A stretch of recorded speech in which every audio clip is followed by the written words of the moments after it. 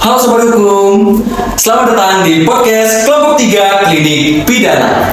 Teman-teman, hari ini kita akan membahas isu yang sering kali terselubung di balik gemerlapnya panggung. Banyak anak-anak yang sering tampil lucu, berbakat, dan gemes di panggung hiburan.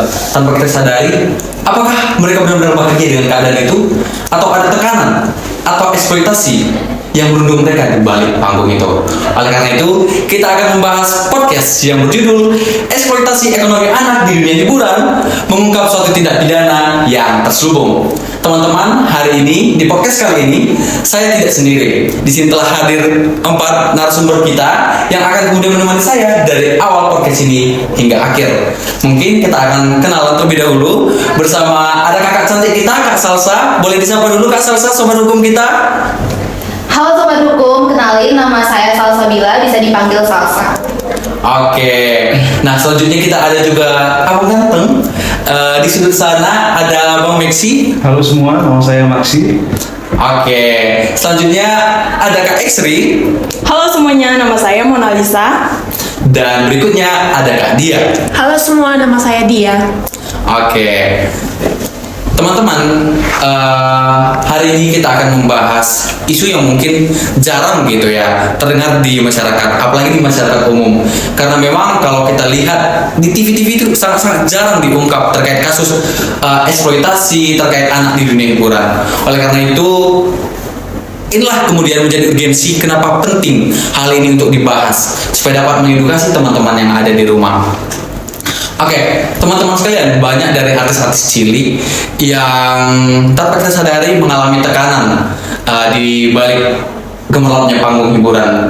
Beberapa mungkin kemarin ada juga ya, gak usah sebut nama, mungkin kemarin ada adik kita mungkin ya, FP yang diundang untuk bernyanyi dan kemudian kemarin viral sebagai penyanyi, aktor, dan juga model gitu. Tapi kemarin ada dalam suatu podcast disampaikan bahwa ternyata beliau mengalami tekanan dan juga mengarah ke eksploitasi seperti itu.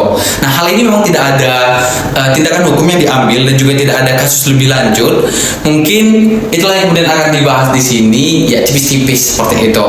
Jadi langsung saja kita mungkin bertanya kepada Kak Mona nih, Kak Mona, terkait eksploitasi anak di dunia hiburan. Seperti yang saya sampaikan tadi bahwa banyak sebenarnya kasus-kasus yang tidak terungkap gitu dan tidak terbawa kepada media ya gitu mungkin. Dari hal ini, bagaimana pandangan Kak Mona atas eksploitasi anak di dunia hiburan?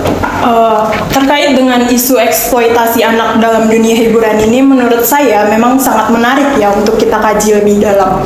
Kenapa? Karena saat ini sangat banyak anak-anak yang memang terjun dalam dunia hiburan. Sementara terjunnya anak dalam dunia hiburan itu sendiri itu dapat bisa kita lihat dari dua sisi. Ada sisi positifnya, tetapi ada juga dari sisi negatifnya. Dari sisi positif, keterlibatan anak dalam dunia hiburan tentu itu bisa jadi sarana mereka untuk mengembangkan bakatnya dan juga untuk meraih sebuah prestasi. Tetapi dari sisi lain harus kita lihat bagaimana dengan kepentingan anak itu. Apakah keterlibatan anak dalam dunia hiburan itu memang untuk kepentingan anak itu sendiri, atau sebenarnya justru ada kepentingan pihak lain yang malah merugikan anak itu sendiri. Sehingga menurut saya topik ini sangat menarik ya untuk kita bahas lebih lanjut, terutama dari segi perlindungan hukum terhadap anaknya. Karena harus kita ketahui bahwa ketika anak tersebut terlibat dalam dunia hiburan, ada batas-batasan yang harus kita jaga untuk melindungi anak-anak tersebut. Oke, nah benar ya teman-teman, seperti yang disampaikan Kak Mona. Sebenarnya tidak ada salahnya sebenarnya membawa anak ke dalam dunia hiburan. Namun ada beberapa batasan-batasan yang diatur dalam peraturan kita yang kemudian menjadi tolak ukur yang harus dijaga gitu dalam pengaplikasian ataupun dalam pelaksanaan anak itu sebagai artis mungkin atau idola gitu. Nah, kemarin juga sempat viral seperti yang saya sampaikan tadi, ada juga inisial BA yang dulunya sempat kita idolakan sebagai seorang entertainment gitu. Dulu mungkin banyak dari kita yang tahu lagunya gitu ya, mungkin spill sedikit atau nggak usah mungkin ya gitu. Nah, masa kecilnya ternyata teman-teman menjadi korban eksploitasi gitu. Kata BA, selama ia menjadi artis cilik, ia harus syuting sinetron secara stripping hingga larut malam yang membuatnya sangat kelelahan hingga ia sempat kabur dari lokasi syuting. Nah, mungkin itu dari Kak Mona nih. Sekarang kita coba beralih ke Kak Elsa, Kak Salsa maksud saya. Mohon maaf Kak Salsa. Dari Kak Salsa sendiri bagaimana memandang isu eksploitasi di dunia hiburan ini? Kalau misalnya tadi Bang Diki udah ada nyebut salah satu artis ya berinisial BA ya Pak. Ya. Saya mau bahas juga nih terkait salah satu artis juga berinisial M yang kemarin sempat juga mengungkapkan ke publik bahwa ia merasa dirinya itu sempat menjadi korban eksploitasi secara ekonomi pada masa kecilnya, karena M ini mengaku selama ia kecil itu menjalankan syuting dan harus berkegiatan di dunia hiburan setiap hari bahkan sampai larut malam. M juga mengungkapkan ke media bahwasannya ketika ia menjalani syuting setiap hari ini menyebabkan dia kelelahan, baik itu secara fisiknya maupun mentalnya maupun pikirannya begitu. Kemudian M juga mengaku bahwa saat ini dirinya sedang mengidap penyakit bipolar gitu, dan menyatakan penyakit bipolarnya ini juga salah satunya disebabkan karena masa kecilnya yang dia itu banyak mengkonsumsi kopi dan juga obat-obatan. Nah, M menyatakan bahwasannya pada saat itu dia mengkonsumsi kopi ini karena tuntutan pekerjaan juga, di mana dia harus kerja sampai larut malam sehingga membutuhkan kopi gitu untuk penunjang energi lah gitu kan. Kemudian karena syuting larut malam ini menyebabkan dia kurang tidur sampai akhirnya dia juga mengalami penyakit semacam insomnia dan mengharuskannya minum obat-obatan begitu. Kemudian M juga mengungkapkan bahwa dia sempat mengalami konflik dengan ibunya, yaitu karena ibunya inilah yang ternyata memaksa M untuk bekerja itu di dunia hiburan seperti itu. Kemudian M mengungkapkan karena alasan-alasan inilah ia merasa dirinya itu semasa kecil dieksploitasi gitu secara ekonomi, karena pertama dia kerja sampai kelelahan dan juga sampai larut malam gitu. Nah, kemudian kalau pandangan saya sendiri ya melihat kasus-kasus eksploitasi anak di dunia hiburan ini, sebenarnya ini berkaitan erat dengan hak-hak anak yang seringkali terabaikan gitu. Karena seperti yang kita tahu, anak ini kan punya hak yang harus dilindungi. Ya, benar. Cuman ketika seorang anak memiliki bakat yang luar biasa lah dikatakan begitu, tidak serta-merta menjadikan alasan untuk mereka dieksploitasi gitu kan. Karena seperti yang kita tahu, bakat anak ini memang harus dikembangkan, tapi kita harus tetap mengedepankan hak-hak yang memang harus dipenuhi untuk anak-anak tersebut begitu. Jadi sebenarnya perlu adanya perlindungan dari keluarga sendiri, kemudian dari lingkungan sekitar, dan juga dari aturan-aturan hukum yang berlaku, sehingga keterlibatan anak di dunia hiburan, entah itu bekerja sebagai artis, pemain sinetron atau semacamnya, itu sebenarnya tidak masalah sama sekali selama masih dalam batasan yang sesuai dengan peraturan perundang-undangan begitu. Oke, nah terkadang sebenarnya kenapa hal ini terjadi adalah ada beberapa orang tua yang mungkin terobsesi seperti itu ya dengan anaknya. Mungkin dia tahu kalau anaknya ini berbakat seperti itu dan bisa mengembangkan bakatnya di dunia hiburan tadi, namun sering terlupa mungkin gitu ya, karena saking terobsesinya semangat kita menjadi tidak bisa menjaga apa yang tadi disampaikan oleh Kak Salsa, itu hak-hak anak yang harus dipenuhi. Banyak batasan-batasan sebenarnya yang dijaga sebenarnya gitu. Nah, kita sudah mendengarkan ya pendapat dari Kak Esri dan juga dari Kak Salsa. Tapi asal ini mungkin kalau tadi kita berbicara terkait pendapat terkait bagaimana anak di dunia hiburan itu, ada dua sisi ya mungkin yang bisa kita simpulkan, yaitu menjadi sarana pengembangan bakat, tapi juga bisa menjadi bentuk eksploitasi yang tanpa kita sadari itu bisa terlaksana gitu terjadi. Selanjutnya kita akan pindah ke Kak Dia yang ada di samping saya. Dari Kak Dia sendiri nih, bagaimana memandang ataupun mungkin pertanyaan saya, bagaimana sih sebenarnya hukum memandang dan mengatur mengenai eksploitasi anak ini? Oke, sebagai mahasiswa Fakultas Hukum ya, tentu saya tidak pernah terlepas dari yang namanya peraturan perundang-undangan. Ya. Nah, menurut saya di sini kan kita membahas mengenai eksploitasi anak. Tentu mengenai eksploitasi anak ini tidak dapat dilepaskan dari peraturan perundang-undangan yang mengikatnya. Benar. Nah, dalam hal ini mengenai eksploitasi anak diatur secara jelas mengenai Undang-Undang Perlindungan Anak. Di sini diatur tepatnya pada Undang-Undang Nomor 23 Tahun 2002 yang telah mengalami perubahan juga ya melalui Undang-Undang Nomor 35 Tahun 2014. Nah, dalam Undang-Undang tentang Perlindungan Anak ini dinyatakan secara jelas bahwa anak itu berhak untuk dilindungi, khususnya dari perlakuan eksploitasi, baik secara ekonomi dan atau mungkin eksploitasi secara seksual. Nah, selain itu dalam undang-undang ini juga diatur ya bahwa ada ancaman pidana yang diberikan kalau misalnya seseorang itu melakukan eksploitasi terhadap anak, baik itu ekonomi maupun seksual seperti yang sudah disebutkan tadi. Jadi sebenarnya undang-undang ini telah mengatur bahwa kalau ada keterlibatan anak dalam dunia hiburan, dapat diindikasikan ada unsur eksploitasi dari orang tua. Jadi hal ini secara jelas sudah melanggar ketentuan yang telah disebutkan dalam Undang-Undang Perlindungan Anak. Oke, mungkin berarti dari Kak Dia menyampaikan sebenarnya ini udah ada ya diatur dalam peraturan gitu, dalam Undang-Undang Perlindungan Anak, bahwa setiap anak berhak untuk dilindungi dari segala bentuk eksploitasi, mau itu bentuk eksploitasi ekonomi ataupun eksploitasi seksual gitu. Nah, mungkin pertanyaan selanjutnya ya mungkin muncul dalam benak kita gitu, bagaimana sebenarnya suatu tindakan itu bisa dinyatakan sebagai tindakan eksploitasi anak gitu. Nah, mungkin untuk menjawab pertanyaan kali ini kita akan bertanya ke Bang Meksi. Bagaimana Bang Meksi? Baik Bang Diki, jadi kalau di Undang-Undang Perlindungan Anak itu ya tepatnya pada penjelasan pasal 66 itu disebutkan bahwa yang menjadi maknanya dalam tanda kutip ya dieksploitasi secara ekonomi itu merupakan tindakan dengan atau tanpa persetujuan korban, yang dimana korban sini anak tadi ya. Tindakan ini di mana seseorang ini memanfaatkan gitu kemampuan ataupun tenaga dari anak itu untuk mendapatkan keuntungan material gitu Bang. Oke. Nah, berarti sebenarnya di sini poin yang bisa saya ambil itu adalah apa ya? Pemanfaatan ya kali ya, memang dimanfaatkan untuk mendapatkan keuntungan material tadi gitu. Jadi, nah mungkin berlanjut dari tadi kita bahas terkait obsesi dari orang tua gitu. Sebenarnya mungkin di awal itu niatnya baik gitu, mewadahi anak untuk menjadi artis gitu, tapi tanpa disadari banyak juga penghasilan nih gitu kan, sehingga kemudian boleh juga gitu. Jadi apa ya, ladang untuk mendapatkan keuntungan material tadi lah seperti yang disampaikan Bang Meksi gitu.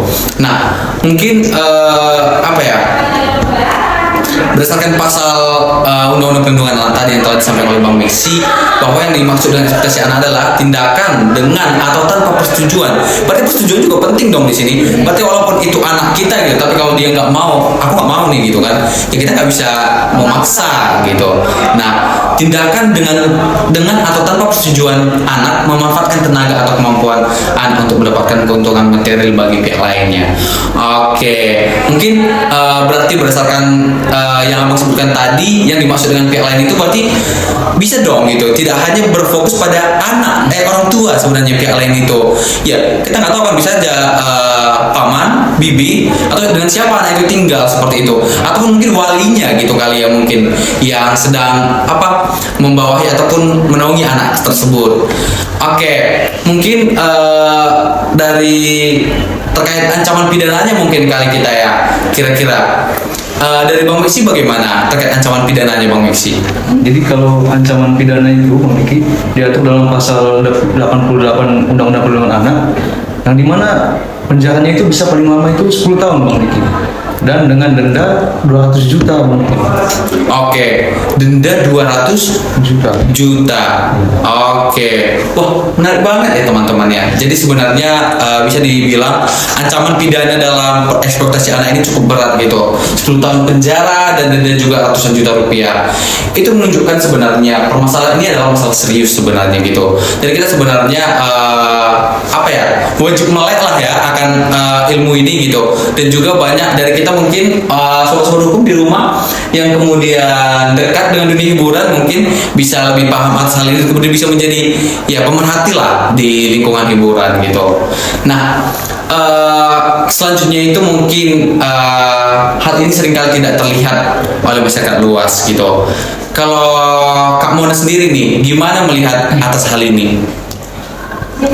Kalau melihat ya eksploitasi terhadap anak dalam dunia hiburan ini, jujur saya merasa sangat miris ya, karena kan kasihan anak-anaknya. Karena ketika anak tersebut terjun dalam dunia hiburan dan mendapatkan eksploitasi, tentu anak-anak tersebut merasa sangat dirugikan. Contohnya gini, misal nih ada anak ini jadi artis atau jadi aktor film dan mereka main sinetron. Yeah. Seperti yang kita ketahui bagaimana syuting sinetron ya, itu stripping kejar tayang dari pagi sampai malam, dari malam sampai pagi lagi. Nah, ketika anak tersebut menjalani aktivitas seperti itu, harus kita pertanyakan bagaimana dengan hak pendidikannya, bagaimana dengan hak istirahatnya, bagaimana dengan hak bermain dengan teman sebayanya. Seperti yang kita ketahui, jika ia menjalani aktivitas seperti itu, dia tidak memiliki kesempatan untuk melakukan kegiatan-kegiatan yang seharusnya dia lakukan sesuai dengan umurnya. Jadi menurut saya ketika hal tersebut terjadi, jelas telah terjadi gitu pelanggaran terhadap hak anak, karena yang saya sebutkan tadi itu adalah hak anak, haknya gitu. Iya, hak ya kemudian ya harus dipenuhi dong gitu. Dan itu berhak untuk mereka dapatkan gitu. Itu tadi kalau kita berbicara terkait ada batasan-batasan yang sebenarnya harus diperhatikan gitu. Nah, mungkin kita kemudian akan membahas terkait undang-undang lain gitu kali ya. Kalau tadi kita fokus membahas terkait undang-undang perlindungan anak, sebenarnya terkait eksploitasi anak juga diatur dalam undang-undang ketenagakerjaan gitu ya, dimana seperti yang kita sampaikan tadi ada batasan-batasan teman-teman dalam penyaluran bakat anak tadi.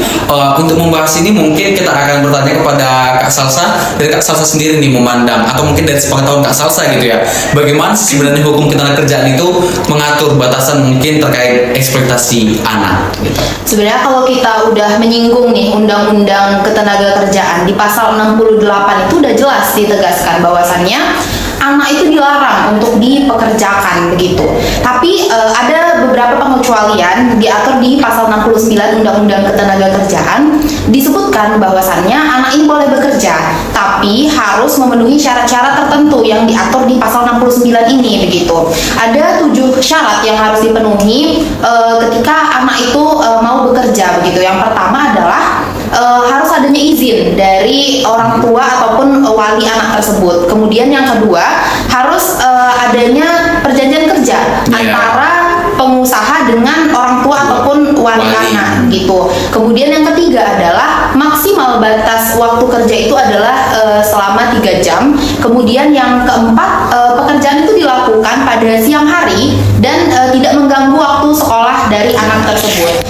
Kemudian yang kelima harus ada keselamatan dan juga kesehatan kerja. Yang keenam harus ada hubungan kerja yang jelas, dan yang terakhir itu harus adanya upah sesuai dengan ketentuan yang berlaku. Nah, itu kalau misalnya kita lihat dari Undang-Undang Ketenagakerjaan bagaimana mengatur mengenai anak yang bekerja begitu. Nah, tapi kalau misalnya kita kulik lagi nih kayak kasus-kasus yang kita bahas di awal tadi, banyak artis-artis cilik atau artis anak-anak ini yang mengalami bekerja itu syutingnya itu dari pagi sampai malam, sampai pagi seperti yang disebutkan Kak Mona tadi gitu kan. Nah, terus juga ada beberapa artis cilik itu yang mengaku bahwa dia sampai harus homeschooling untuk menyesuaikan dengan jadwal syuting gitu. Nah, kalau misalnya kita lihat dari sini proses syuting dari pagi ke malam itu kan sudah pasti lebih waktunya dari 3 jam. Sementara tadi di undang-undang dijelaskan bahwa tidak boleh lebih dari 3 jam begitu. Kemudian kita lihat juga kalau misalnya syutingnya itu dilakukan dari pagi sampai malam, bahkan mereka harus homeschooling, berarti kan waktu sekolahnya itu sudah terganggu begitu. Nah, berarti sudah ada 2 pelanggaran yang dilakukan terhadap Undang-Undang Ketenagakerjaan tadi begitu. Nah, kalau misalnya sudah melanggar seperti hal-hal atau syarat-syarat yang diatur dalam Undang-Undang Ketenagakerjaan tersebut, berarti hak-hak anak di sini sudah terabaikan gitu. Benar. Seperti yang disebutkan Kak Mona sebelumnya. Iya, oke. Dan sebenarnya peraturan yang ada itu sebenarnya saling berkaitan satu sama lain gitu. Seperti yang di awal telah kita bahas, kalau di Undang-Undang Perlindungan Anak itu ya dibahas terkait hak-hak anak yang sebenarnya itu juga yang kemudian dijaga sebenarnya oleh undang-undang ketenagakerjaan ini gitu kan. Apa ya, kalau tadi disebutkan syuting itu padat gitu, jadi anak-anak itu juga butuh hiburan, bermain, bagaimana dia kemudian menghabiskan waktunya sendiri, dan juga tadi Kak Salsa juga menyinggung terkait homeschooling gitu ya, yang sebenarnya anak itu bisa sekolah bersama teman-temannya gitu.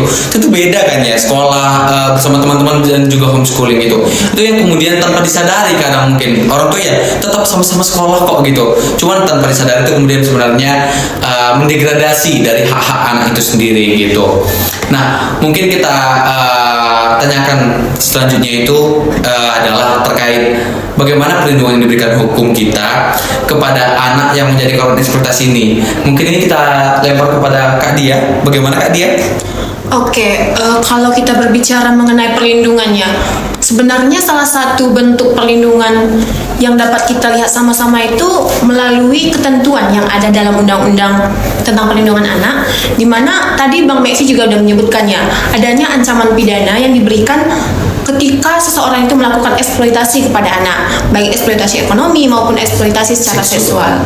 Nah, tapi nggak cukup nih kalau misalnya hanya sanksi pidana saja, tetap dibutuhkan bentuk-bentuk perlindungan lainnya, begitu Bang Miki. Oke, perlindungan lainnya itu berarti sebenarnya ada beberapa apa ya, tindakan yang bisa dilakukan untuk melindungi anak gitu. Nah, coba mungkin kita beralih ya ke Bang Meksi. Gimana di Bang Meksi sebenarnya terkait perlindungan lainnya itu yang diatur dalam peraturan kita? Nah, gini Bang Diki, jadi di pasal 59 Undang-Undang Perlindungan Anak ya. ya. Di sini perlindungan lainnya itu artinya itu perlindungan khusus Bang Diki. Nah, ini perlindungan ini ditujukan kepada anak-anak yang menjadi korban eksploitasi. Oke. Nah, di sini eksploitasi ini bukan eksploitasi ekonomi saja, namun juga eksploitasi seksual juga. Gitu.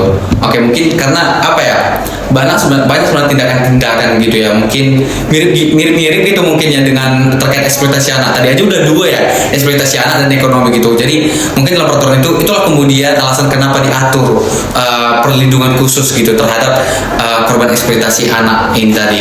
Mungkin selanjutnya kita akan bertanya atau mau beri dulu sobat hukum atau teman-teman bagaimana? Lanjut. Oke, kita lanjut terkait mungkin perlindungan khusus yang disebutkan Bang Meksi tadi itu. Mungkin siapa nih mau jelasin? Kak Mona kali ya. Gimana Kak Mona? Ya. Nah, terkait dengan apa itu perlindungan khusus seperti yang disampaikan oleh Bang Meksi, sebenarnya itu udah didefinisikan sendiri oleh Undang-Undang Perlindungan Anak.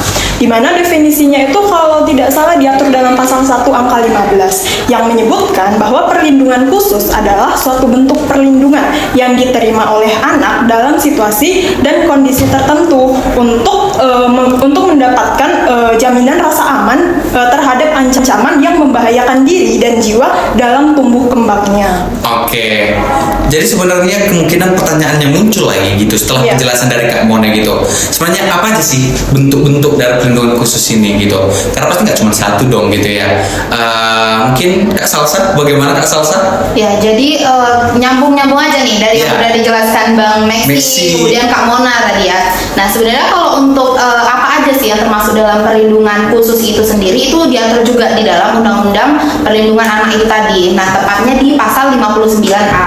Nah, jadi ada 4 perlindungan khusus yang diberikan terhadap anak. Yang pertama itu adalah penanganan yang cepat. Penanganan yang cepat di sini itu termasuk pengobatan dan juga rehabilitasi secara fisik, sosial maupun psikis terhadap anak tersebut.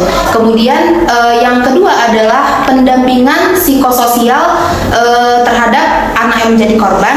Kemudian yang ketiga itu adalah pemberian bantuan terhadap anak-anak yang menjadi korban tapi dari keluarga yang tidak mampu. Kemudian yang terakhir atau yang keempat itu berupa pendampingan hukum pada pendampingan hukum selama masa peradilan begitu. Oke. Panjang ya pembahasan kita. Nah, itulah teman-teman sobat hukum di rumah, sebenarnya terkait berulang saya ucapkan terkait masalah eksploitasi anak khususnya di dunia hiburan yang sering terselubung di balik gemerlapnya panggung gitu ya. Ini sebenarnya harus menjadi salah satu fokus juga bagi masyarakat luas gitu ya, baik kita semua gitu, karena tanpa kita sadari mereka menghibur kita nih gitu, tapi tanpa kita sadari ternyata mereka mengalami tekanan. Banyak sebenarnya jam-jam mereka untuk sekolah bersama-sama dengan teman, berkegiatan, bermain gitu, menghabiskan waktu sendiri, itu harus dikorbankan untuk jadwal syuting yang padat, viral nih, panggilan sana sini, diundang ke sana ke sini gitu. Jadi banyak hak-hak sebenarnya yang harus dijaga dan batasan-batasan yang kemudian harus dipenuhi dalam pengembangan bakat anak tadi gitu. Jangan sampai karena memang niat kita di awal baik gitu pengembangan bakat, tapi tanpa kita sadari malahan udah condong nih ke eksploitasi gitu. Karena menggiurkan juga ya keuntungan material gitu. Nah, mungkin teman-teman sudah panjang kita aluri podcast kita kali ini. Mungkin sebelum ditutup podcast kali ini, ada nggak ya mungkin yang mau menyampaikan closing statement gitu? Siapa yang mau menyampaikan closing statement? Mungkin saya ada ya closing statement yang akan saya sampaikan terkait dengan isu kita ini. Menurut saya terkait dengan isu eksploitasi terhadap anak yang terjun dalam dunia hiburan, pada dasarnya itu harus menjadi kesadaran bersama. Jangan sampai kita sebagai penonton itu hanya menggemari gitu anak-anak ketika mereka menjadi bintang, menjadi idola, kita menikmati peran mereka tanpa kita sadari bahwa ternyata secara tidak langsung mereka dieksploitasi. Benar. Jadi mengenai keterlibatan anak dalam dunia hiburan ini, pada dasarnya itu perlindungannya itu kita juga berperan, bukan hanya keluarganya, tetapi masyarakat bahkan negara juga itu berperan untuk memberikan perlindungan terhadap hak-hak anak ketika anak tersebut terjun dalam dunia hiburan gitu. Oke, mungkin kalau masih ada waktu kali ya. Ada lagi yang mau menyampaikan closing statement? Kak Dia gimana? Mungkin sedikit dari saya, satu poin penting yang bisa kita ingat gitu ya. Kita harus mengingat bahwa anak-anak tetaplah anak-anak gitu. Mereka harus punya waktu untuk bermain, untuk belajar dan menghabiskan waktu masa kecil mereka gitu. Mereka harus menikmati masa kecil mereka. Jangan sampai hak-hak yang mereka miliki itu direnggut oleh dunia hiburan sehingga mereka tidak memperoleh hak-hak mereka. Jadi menurut saya di sini kita sebagai orang dewasa atau sebagai orang tua, kita harus punya pola pikir yang lebih peka dan dewasa supaya anak-anak ini tetap terlindungi haknya dan mereka merasa nyaman ketika mereka menikmati masa kecilnya gitu. Iya gitu.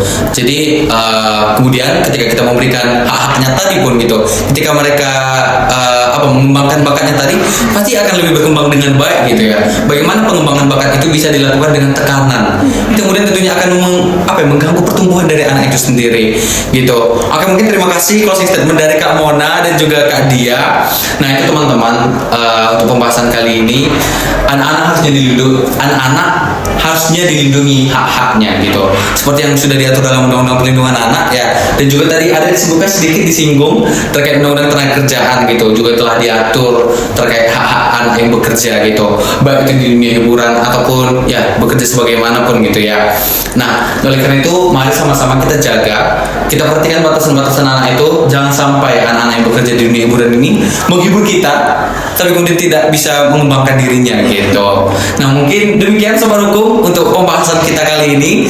Terima kasih telah mendengarkan podcast Kelompok 3 Klinik Pidana, dan terima kasih untuk keempat narasumber hebat kita yang telah mau berbagi cerita dan mau berbagi ilmu kepada sobat-sobat hukum yang ada di rumah. Mungkin demikian dari kami. Mari sama-sama kita peduli akan keadilan, kita peduli dengan sekeliling kita dan menjadi pemerhati hukum yang baik. Demikian mungkin dari saya Dika Ginting selaku host kali ini pamit undur diri. Sampai jumpa sobat hukum.